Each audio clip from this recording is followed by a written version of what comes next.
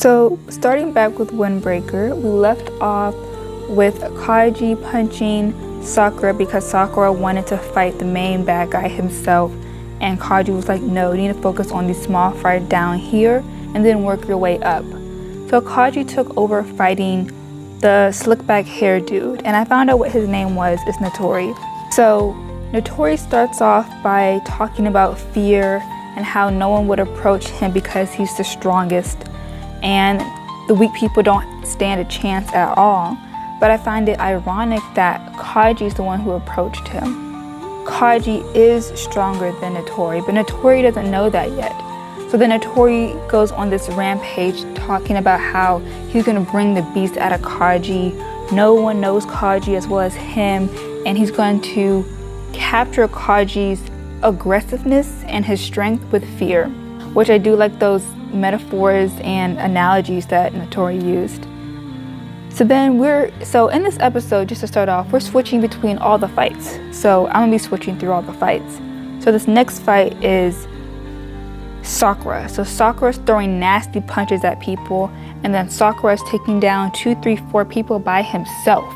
Either a punch, a kick, a flying kick, you're jumping off of somebody. Sakura's killing it, okay? He's doing his part.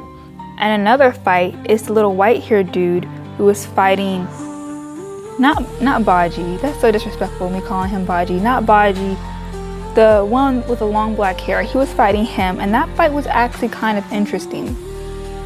So the white haired dude had this long wooden stick with nails in it that he was trying to hit the black haired dude with, and I believe he was missing.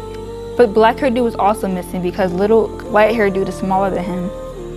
And then it also goes to the guy with the orange hair and muscles, and he was fighting and basically talking how he's the hero, so he's willing to take on all the hits and punches from the bad guy because he knows in the end the hero will prevail. And throughout all these fights, you really get to see some of the characters' philosophy and how they choose to perform in these instances, which I think is really interesting. To another fight, we have pink-haired dude with the triangles on his shirt.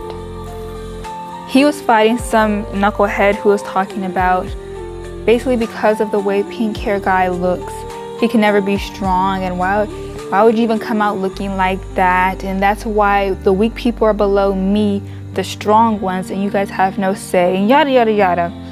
So then pink-haired guy begins to put his jacket over his shoulders and put the jacket on. Now guys, the jacket was just over his shoulders casually. So you know when that jacket is put on, it's about to go down, right? And it did. Now pink-haired guy has some time to repay those comments. So pink-haired guy says, as a fellow human being, I'm embarrassed. And I'm like, shoot, I'm embarrassed too. The knucklehead was talking about dying because you're weaker than him and stuff like that. And I'm like, bro, is it really that serious? Is that really relevant in the grand scheme of things? I don't really think so, because this fight is really nothing because you're nothing. You know what I'm saying? So the pink-haired guy proceeds to take him out in one move. He gets knocked out, and then he plans to finish him. The knucklehead is looking all scared and afraid, and the pink-haired guy's like, if I don't put you down, you're always gonna get back up. So we just see his hand in the air about to do this finishing move, and the camera switches to another fight. So we know that that person's out the game. So after these fights, all the boys come together and have a quick little powwow, come to Jesus meeting, and once they get their plan together, they disperse once again. So then guys, after this, my other man walks in. Yes, eye patch dude walks in all cold and silent and stuff, and he starts beating up this dude, and then Sakura kind of holds him back from finishing the dude because 1, the dude was nobody, 2, the dude was knocked out, and it wasn't really worth it, which I understand, but just seeing the ruthlessness that the eye patch guy holds is like, you know, just like a little taste, you know. And once you watch anime for a while, you'll kind of figure out who's going to be the ruthless ones or not, and I definitely knew that eye patch dude was going to be like this, so I can't wait to see his backstory, what made him like this, and I want to see him go all out. Like, how far will he go when it comes to basically beating someone up? So then after Sakura stops him from finishing the dude, eye patch guy turns back on that smile like nothing ever happens, and then proceeds to walk away from Sakura. So now we're back at Kaji's and Notori's fight.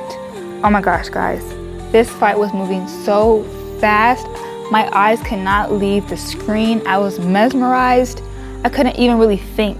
I was just watching their body movements, him hitting him, and I was just watching everything, right? Because this is why Kaji's my other man. Because why is Kaji running on the wall, doing a backflip into a bicycle kick to hit the dude?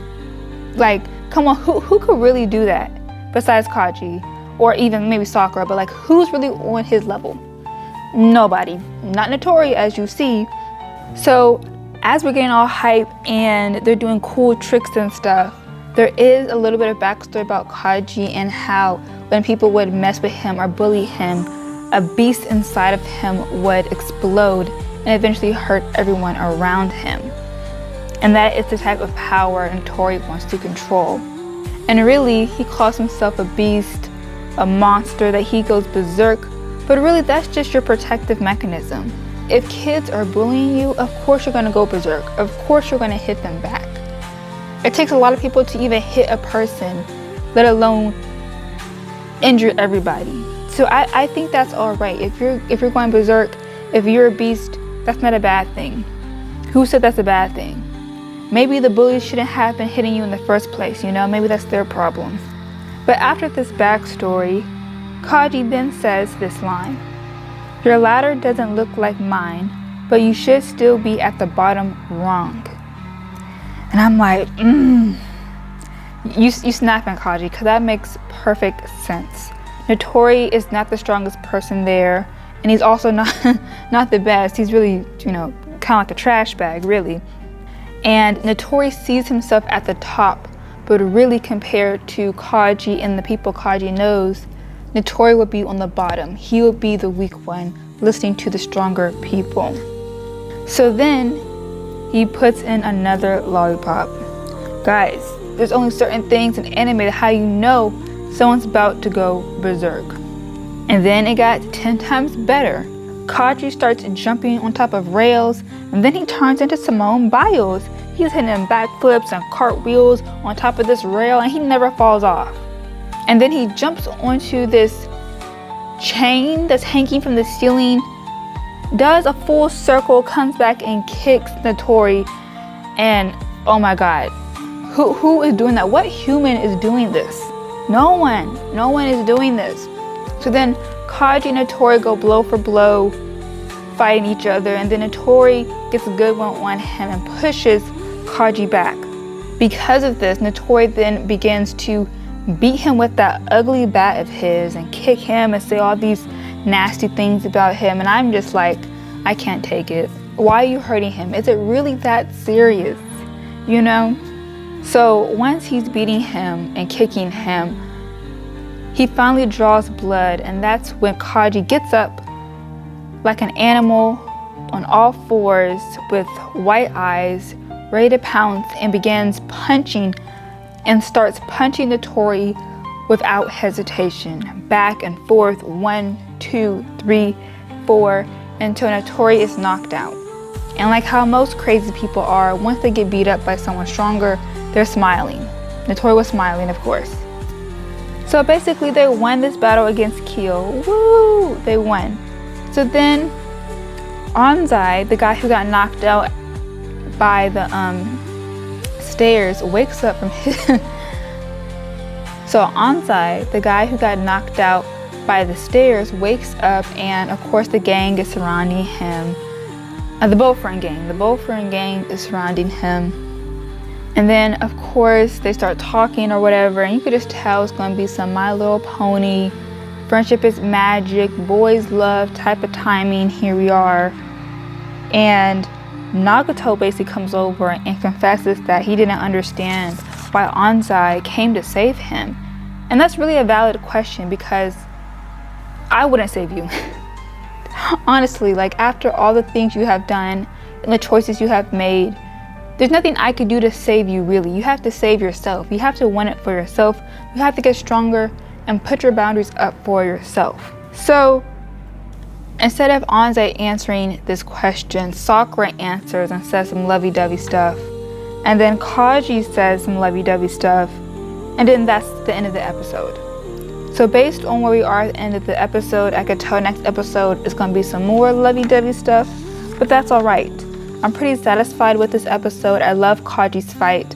I love seeing Eye Patch Dude. And we really got 2 episodes of fighting to start off the season with. So I'm pretty happy with what we have. So if next episode is some lovey-dovey timing, I could deal with it. I could bear it, you know. So I think that was a good episode. Now for Witch Watch, I want to reiterate how much I love the intro.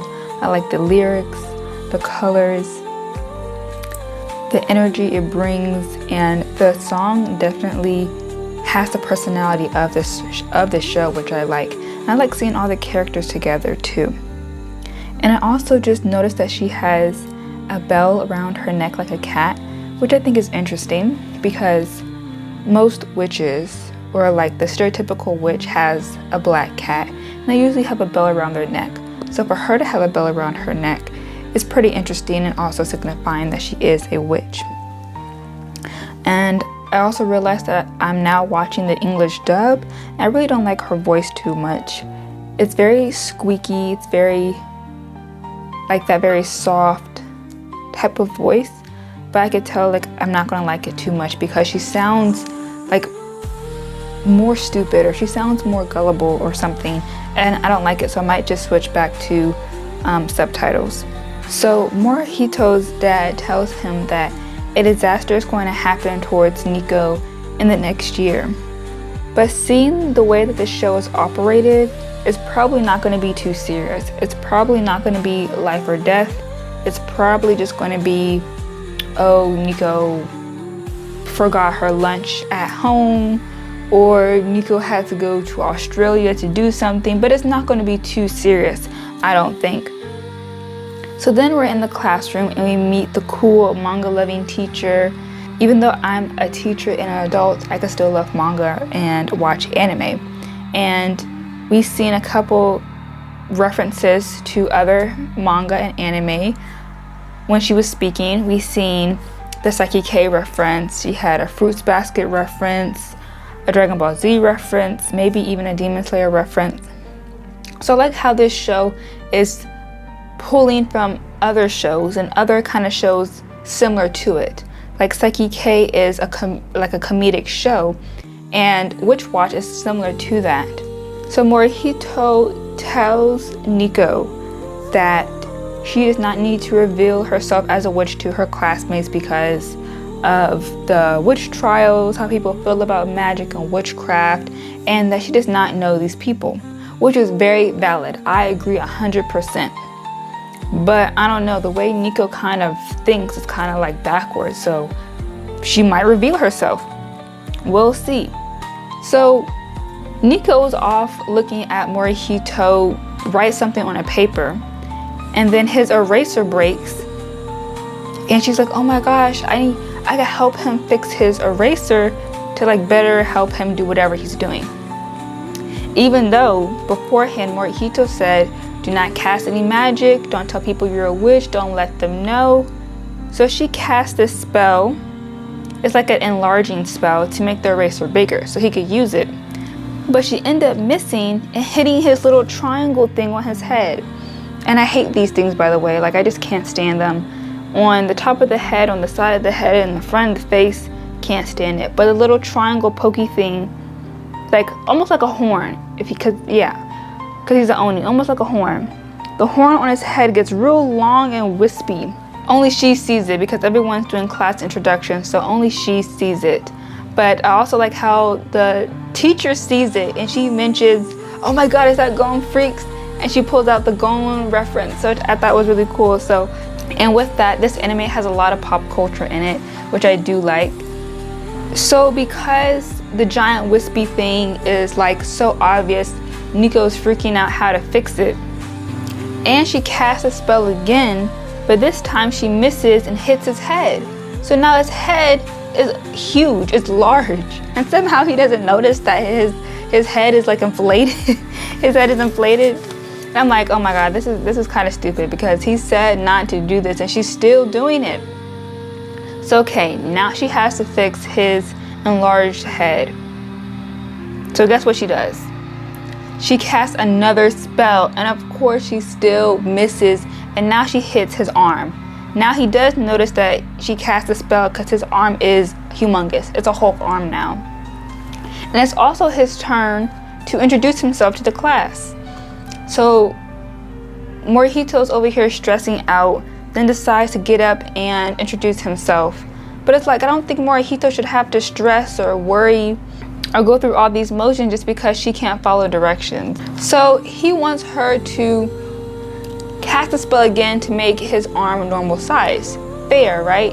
So she cast the spell, but it was her turn to introduce herself, and she ended up casting the spell on herself because she was startled or something. And I'm like, it's not gonna get better, is it? So now everyone in the class sees that she's a giant, and they even make a reference that she's a titan. She is a titan now, and everyone knows that she's a witch. And now their cover is blown on the first day of school, and now they have to deal with this for the rest of the season. So I know this is gonna be like a comedic anime, and everything's gonna be alright. It's gonna be peaches and cream, stars and rainbows, because in some anime, once you reveal your powers, it's over. But in this anime, it's alright. They can still be friends and care about each other. So her whole story about her being a witch and her mom sending her to this school is said to the whole entire class, and she kind of feels a little bit bad because Morihito told her not to do this. And also Morihito's coming from a place of where he's always been ostracized and neglected because he was different for his strength. So he doesn't want Nico to experience the same type of experience he went through. But for her, instead of them shunning her, they more accept her for who she is and her powers. Will they probably end up using her powers? Yes. I mean, I just don't think they're not going to try to use her powers, but this is the decision she made. So because of that, these two girls invite her out to lunch because I guess they want to get to know her or whatever. So they go out to this restaurant, like a McDonald's type restaurant, and these three dudes come up to them. The short brown hair girl kind of blows them off and handles herself, which I respect, because most girls in anime don't know how to handle themselves and they always make a big deal out of things. But she just cut it off, and they walk into the restaurant. And then they get to yapping and talking. And so the brown hair girl asks Nico, is Morihito taken? Are you his girlfriend? Does he have a girlfriend? And Nico says, oh no, we're childhood friends or something. He's not my boyfriend or anything like that. So the brown hair girl asks, well, do you mind if I go out with him or I try to shoot my shot at him because y'all are not dating? So Nico feels hurt by this because she really does like Morihito, but she doesn't want this brown hair girl to have him either. So she says, oh, Morihito's not a good guy. He's mean. All this like bad stuff, right? To deter her from liking Morihito, and which it kind of does happen where she doesn't like him anymore. But I don't think Morihito should have to take all the stray just because you're trying to deter this girl from liking him. I mean, you could just let the girl shoot her shot at Morihito, and if he says, no, I don't like you, I don't want to go out, then that's on Morihito. I don't think Morihito's really going to say yes. But I just didn't like how she kind of said some negative things about Morihito that weren't true just to deter the girl. I kind of didn't like that. But so they leave the restaurant and they're talking about Morihito. And Morihito happens to be outside because he beat up some bullies that were going to go after them. But he beat them up, and he was just listening to their conversation just a little bit. And he says, dang, girls are brutal. And he's right. That was brutal of Nico to say all that stuff. So the third part of this episode is where all the students gather around Nico and ask her about her powers and what spells she could do. So Nico comes up with an idea of doing a gravity spell, in which everyone then starts flying around the room because it's anti-gravity. So Nico comes up with this gravity spell in which the force of gravity will be switched sideways. So when the teacher walks in the classroom, all the students are like sitting in their desks, but they're on the side of the wall. So then they use Nico's power to create a circle out in the field during gym time, and Nico casts a spell which is like an anti-gravity bubble. So all the kids are loving it. They're flying, they're analyzing what's going on, they're being superheroes. It's really cute actually, but I still don't think that's really a good idea, because once people start using your powers for one thing, they're going to try to use your powers for another thing. But okay, maybe this is not that type of anime. But we also see the screen pan over to this loner dude with headphones, scruffy hair, and his jacket is not all the way on. So yeah, that could just be a regular background character who doesn't want to do anything, but to me he's too detailed and personalized just to be a background character. So he's probably going to come up in future episodes. So of course everything does not go swimmingly, and a truck drives onto the field, and they don't see the giant bubble of anti-gravity. I don't know how, maybe they just missed it, they weren't paying attention, and they end up driving into the bubble of anti-gravity. Now, the truck is in the anti-gravity bubble. So the driver is freaking out, right?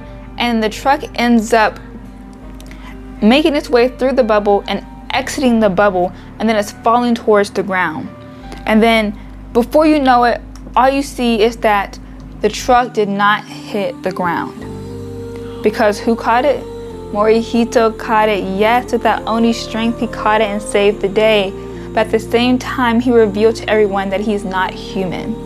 And he was scared that they might ostracize him because he has this abnormal strength, and it's revealed that he's an Oni. But instead of them ostracizing him, they actually embrace him and say, oh my god, that's so cool, and all this good stuff. So Morihito feels better that he actually has people around him who don't shun him for who he is. But I still don't know how this is gonna go. I don't really think it's smart to reveal your powers to everyone, but then again, like I said, maybe it's not that type of anime. Maybe everything will be alright. And that's where the episode ends. Now, back to Black Butler. And with Black Butler, I just missed hearing Sebastian's voice. Like, his voice is so iconic, whoever the voice actor is. I could spot him in almost any anime because of his voice acting from Black Butler. So in this episode, we're now in the Emerald Witch's house, and Ciel's at a table with her trying to speak German, and that's really funny. And Sebastian is down with the Emerald Witch's butler, Wolfram, and he's going to help him cook. And the three other little people that come with Ciel, I think they're doing something else.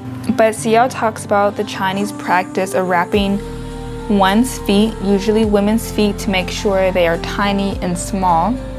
But because of the wrappings, the girl's feet and or legs are not able to walk anymore. She's not able to use them. And Ciel makes up a good point. Why is the Chinese practice such as feet wrapping being done in Germany? So like I said, Sebastian left Ciel alone to go cook with Wolfram, and once Sebastian realized that Wolfram was taking forever just to cook some dishes and he was doing stuff a more complicated way, Sebastian just took over and cooked everything. And then once he brought the food out, the Emerald Witch was digging in. She was digging into that food like she never tasted no good food before. Came out quick, so she was happy with Sebastian's work. So after dinner, a girl comes in and tells the Emerald Witch that another girl, a towns member, has gotten hurt and that they need her help. So the Emerald Witch goes out there and sees the wounds on the girl's body, and they look like slash marks, like a wolf just slashed through her skin. And then the Emerald Witch asks someone like, where's her talisman at? Did she have her talisman on her? And someone said no. So then the Emerald Witch gets out a bottle of whatever and starts pouring it onto the girl in order to heal her. And then that girl is eventually taken away so she could further heal. But then the old crone, the old lady, the old hater comes out and basically gets in Ciel's face, threatening him, talking about y'all don't belong here, because of y'all this wouldn't be happening, and yada yada yada. And really, I thought Sebastian would step in and kind of be in the old lady face like, hey, back up, this is my master you're talking to, but he didn't. So after she was done threatening Ciel and causing a ruckus, she walks away and goes back into the woods, And Ciel goes back into his room, and his room is beautiful. I love how everything is decorated. It's like green bed sheets, there's stars on the roof, it's very spacious and big. It's a very comfortable room, it's very beautiful. So Ciel was about to go into a conversation about the Emerald Witch and her people, but then Sebastian knows that the Emerald Witch was listening and stops Ciel and allows the Emerald Witch to come in. And because the Emerald Witch cannot walk, she uses these balloons in order to float herself into any room she wants to go in. And I think that's pretty sad that you can't even walk into a room or use the bathroom. You have to use balloons to float. I don't know, that's kind of sad. So then Ciel and her were talking. She was talking in German, and Ciel was trying to understand her, and Sebastian was being like the middleman of the situation. Sebastian was just laughing because the Emerald Witch was saying all types of stuff. And then she was saying, if I have to protect the secrets of the village, I know I have to offer myself. And she threw herself onto the bed. It's like Ciel was like, what's going on, Sebastian? What's she saying? Basically saying like she was willing to do any romantic and intimate stuff in order to protect her village. So I'm like, how is she that young and she already knows about those activities? Come on. So then she was kind of taken aback by Ciel not wanting to do anything. Then she was like, and went ahead and grabbed Ciel in between his legs. I know, grabbed him down there. He's like, oh, you are a man. And it was just so funny. I started laughing. Sebastian started laughing. It was really funny. She does not have a filter. And I'm really liking the chemistry between Ciel and the Emerald Witch. I think it's really genuine, it's fun, it's pure. Maybe not that pure, but I definitely love this energy and chemistry more than I like the interactions between Ciel and the blonde chick, who's already engaged to, or who's supposed to be his future fiance. I mean, I never did like her, but I'm liking the energy between the Emerald Witch and Ciel a lot more. So then the Emerald Witch tells a story about the backstory of witches and werewolves, and that each generation of the Emerald Witch is diluted, and in order for the witches and the women to be protected from the outside people, they ran into the forest and made a contract with the werewolves there, in which the witches offered up their legs to the werewolves. Why their legs? I don't know. So once that pact is made, the werewolves then protect the witches in that forest. But because of the dilution of the Emerald Witch after each generation, the werewolves' allegiance to the witches weakened. So once it weakened, the werewolves started turning on the witches, and now they're kind of trapped in the forest, and they remain there scared and have to beware of them now. So that's an interesting lore, but how each generation of the Emerald Witch, it becomes more diluted. I wonder why. So then the Emerald Witch talks about the outside and how she wants to learn more about the outside because she hasn't been anywhere in her life, which is understandable. And the Emerald Witch gives Sebastian and Ciel these talismans to protect them from the werewolves outside. And eventually Wolfram comes and takes the Emerald Witch back to her room. So after the Emerald Witch leaves, Sebastian tells Ciel that he wants to basically use her in their investigation. And I think they should, because how else are you going to get information? So then Ciel and Sebastian had the bright idea to go out into the woods to investigate whatever. I don't know, I forgot what they're trying to investigate, but Sebastian is telling Ciel that the miasma in the forest, the miasma, the negative energy, dark energy in the forest is so strong and potent. He never really experienced something like that before. And that's a big deal for Sebastian because he is a complete demon. Like you never smelt this before. So that's a sign right there. So then Sebastian looks back at Ciel and he sees Ciel crying, like tears are just flowing down his cheek and they're not stopping. And even Ciel himself didn't notice until Sebastian pointed it out. So this is going to be very interesting. The miasma has a type of effect in which it could cause Ciel to cry. Like you don't see Ciel cry like that. So once he was crying, Sebastian took Ciel back to his room and left him there, and he went to explore by himself. So he was wandering around the forest in the miasma, and then we see a tear drop on the ground, and then the camera moves back up and we see Sebastian's face and he is crying. Tears are flowing out of both eyes, and that's such a shocker. Like anyone in the Black Butler fan base has never seen Sebastian cry. I didn't even think it was possible for Sebastian to cry or to feel anything at all. So to actually see him cry, see tears flowing down his face, like, is the miasma in the forest that strong? Or is it causing emotions to come up? Like, what is happening in order to cause a demon to cry? So that was like an amazing way to end the episode, because I would never have expected that. And I want to see what happens in the next episode. Like, why is the miasma affecting a demon, and really the demon master Ciel, in a way where it's causing them to cry and get in their emotions. So now we have our romance anime of the week. We have Kowloon Generic Romance. And also with this anime, they started off with the English voice actors, and I don't know if I like them. Like I don't know, these English voice actors aren't hitting, especially for these characters. So I might just put it back on subtitles again. So Xiaohei calls the main character Kujirai and tells her that her neighbor is making all this racket and she can't sleep. So can you please go check out who's making all this racket? And Kujirai is like, yeah, I could check it out.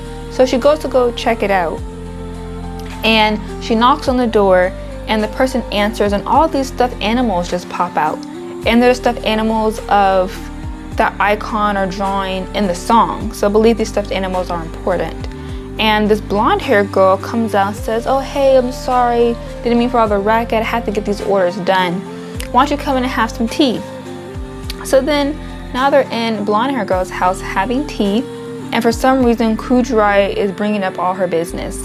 Even Kujirai says herself that maybe I should not be telling this to a stranger, and which you shouldn't, because you do not know this girl, and maybe she doesn't want to hear about your love story right now. So she shows her a picture of Kudo and herself together, and basically tells her that she's not me, I'm not her, I don't know what to think about the situation. So then the blonde girl says some kind of level up stuff. She says the past is gone, and she is her newborn self. And I'm like, oh wow, I kind of like that. I might like this blonde chick.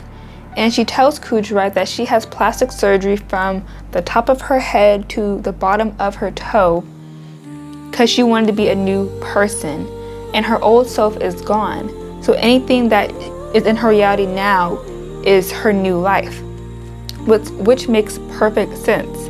And then we see some flashbacks between Kudo and Kujirai when Kujirai before this Kujirai. And blonde hair girl calls her Kujirai B. So we see a backstory, and we see how Kujirai B has a completely different energy, a completely different personality than the Kujirai we are experiencing now. Kujirai B seems to be more confident, more self-assured. She knows what she likes. She seems like a complete person. And on the flip side, Kudo is the one who's more intrigued with Kujirai instead of the opposite way around. And then we see like all the places they go, such as the restaurant or to smoke or anything like that, to play chess. And we see that all the things that Kudo likes from the first episode are all the things that Kujirai B liked. So I see here that he likes those things because he likes Kujirai B. Yeah, he could like him because he likes it himself, but it's because of her that he likes these things. So she tells him about the dumpling restaurant that he always wants to go to, the smoking, the beer drinking, the chess games, and also that she also tells him her reason for loving Kowloon, and she says it's like nostalgia and love. And then Kudo just looks kind of flustered and blushing because she said the word love. And I could understand that to an extent, but I really just can't be in poverty and think that's great. I'm sorry. Like, it looked like a dump. I'm sorry. But I know and understand that it has more sentimental meaning towards them. And then also, we also see the diamond metal thing is in the sky. Like, it's still there. I'm like, is the metal thing projecting an alternate reality? Is the place called Kowloon even real? Like, why is it there? and no one seems bothered by it at all. And then for the intro is not bad. It's not like something I'm super in love with, but it's not bad at all. So then it goes back to Kudrai talking to the blonde hair girl about Kudo, and blonde hair girl was saying that maybe he wants you to remember all the memories of y'all together on your own, and he doesn't want to ruin that. And I disagree with that. I think that if he wanted to remember her, he wouldn't be treating her terribly. He would just let her know what it is. We used to be together, yada yada yada. He doesn't want her to remember. He doesn't care about her because it's not the same woman. So then she has an interaction with Kudo in which he sees that she's not wearing any earrings because Kudrai B had her ears pierced, but he also mentions that she has crow's feet. And so because of this insecurity, she books an appointment with blonde hair girl and Xiao Hei to a clinic, like a medical clinic, a med spa. So they go to the med spa and do all these tests, and then she meets the man over at the med spa, Habina, whatever his name is, and she asks about her crow's feet.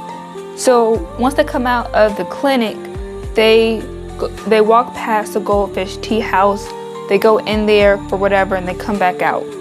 So me as the viewer is like, okay, so the goldfish tea house is real, because last episode it was there and then it was gone. So I don't know what's going on. And then Kudrai brings up the fact that Kudo said her ears weren't pierced, or that she wanted some earrings. I don't think she brought up the fact that her ears weren't pierced.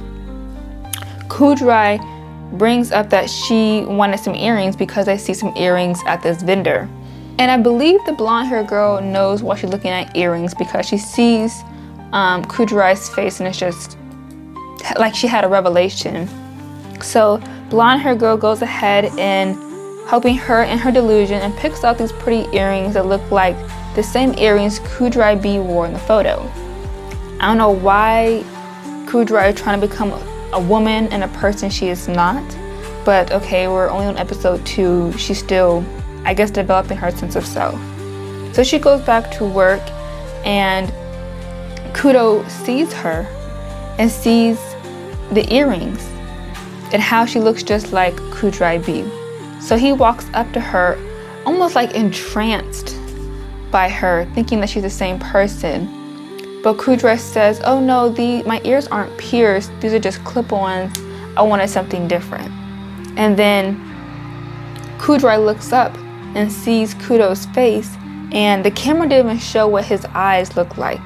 We just see like this shocked face from Kudrai that he was so mad. The camera didn't show it. And then he told her to knock it off and walked away. And then she's gonna be all sad, now she's crying. But I'm like, this is what you get for trying to change yourself to appeal to him and make him look at you. That's not the way to do it. So then she goes to blonde hair girl's house and goes ahead, and now she's crying and she's upset and yada yada yada. Even though you caused this on yourself. And then she goes back to her own place, and we see different shadows of Kudrai B living her life. Who she was as a person, what she liked to do, what she wore, and she's surrounded by it, and how she could never really be that person. So then later on, Kudo apologizes to her while they were smoking and saying that he took out his anger on her. He didn't mean it. Yes, he did. He did mean it. So then she says, okay, you could pay me back by taking me out to eat.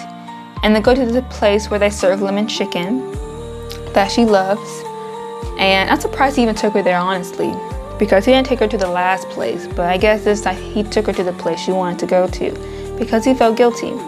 So she's eating lemon chicken, and for some reason, like, they step outside and she almost slips, but he catches her. And I'm like, you literally just told her off yesterday. Knock it off. Gave her a nasty look. And now you want to be all nice. What for? Just keep that same energy. Just don't like me and we can move on with our lives. But no. To me, he trying to, I don't know, manipulate her to me. So then we go back to the clinic, and she goes into the office of the doctor, Habima, and she talks about her crow's feet, and he brings up some pretty interesting stuff. He says that her wrinkles have a lack of history and they existed from your beginning. So maybe the memories never existed. And like, it seems like he's not weirded out by that conversation he was just having with her about how her crow's feet never existed, but they also existed from your beginning. Like, he doesn't have a problem with like knowing that she's not real or whatever, or knowing that the wrinkles aren't real. He seemed very comfortable with it. So he might be a pretty prominent person in the story. And we could tell by his character design. So then he wiped off the lipstick of Kujirai. She ran out of there scared, as she should. And then he wiped the lipstick back onto his lip and gave an evil grin. And that's where the episode ended. So I don't know what intentions he has for her or what's going on, but he definitely knows something, and he is up to something. So now we got some Be HeroX, very, very popular all over the internet and stuff like that for its art style. The music is great. The first episode shocked me, so we're back into it. So in this episode, we see Moon's backstory and how she was a travel blogger, which is pretty interesting, and how because of all her fans from her travel blog, it kind of crafted her into a hero, and they called her Moon. And I think that's kind of cool because it seems like because she could travel, you know how people say, I'm gonna take you to the moon, or I could go as far as the moon, or the moon's my limit, or something like that. So I think that's so cool because, I don't know, it's like the way they use the words. Cause you could think moon is just a regular thing, but like the moon is such a far away place, basically saying you could go anywhere. What I'm trying to say, you could go anywhere, which I think is cool. And then it also showed how Moon is not dead, guys. She is not dead. She is on the treadmill getting her steps in, and the main character, Nice, he's shocked, and I'm shocked too, because what happened? Because he saw her dead body in that bed. And now we see a lot of interaction with Moon and how she doesn't want to be in this fake relationship with Nice, and she's trying everything she can to get out of this relationship. And you know, Nice is in love with Moon, and he did all her ads, so he knows pretty much everything about her. And she was saying, you don't know anything about me, yada yada yada. And she took her hair down thinking that her having scraggly hair was gonna make him like her less. But it only made him like her more. He was like, oh my god, she's so cute. Now she's even cuter. Like, girl, you might as well just accept him for who he is and how much he loves you, because nothing you could do can make him stop loving you. So they also talk about her teleportation powers during the nighttime, and she talks about when she teleports, it could only be towards Nice's side because that's what the believers want. And I think that's so cool, but because the believers want Nice and her to be together, she can't go anywhere but towards him. And she also talks about not wanting to be an accessory, and that makes sense because she is an accessory. She's just the girlfriend of Nice. So Lady J begins to tell them that they have to have more commitment in the relationship, and so they're going to get married. And Moon does not want that. She does not want that at all. She wants to be free, which is understandable. She does not want to be in this relationship. But until they agree, Lady J locks them into their room for quite a bit before they say yes. But the only reason they said yes because Nice had a plan. He already worshipped her. He tries to make her feel better. He crafted a swing just for her to ride on to improve her mood. So he came up with the plan.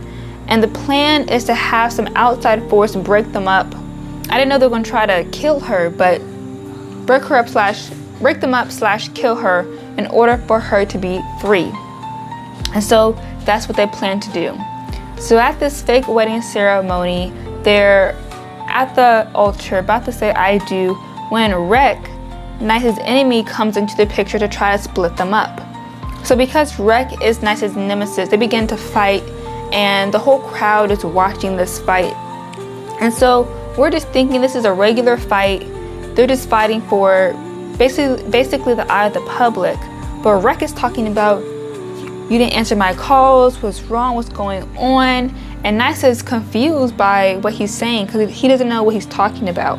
So during the fight, beautiful, amazing fight, you could kind of get the feeling that it's something more than just Nice did not answer Rex's phone calls. It seems a little bit more romantic.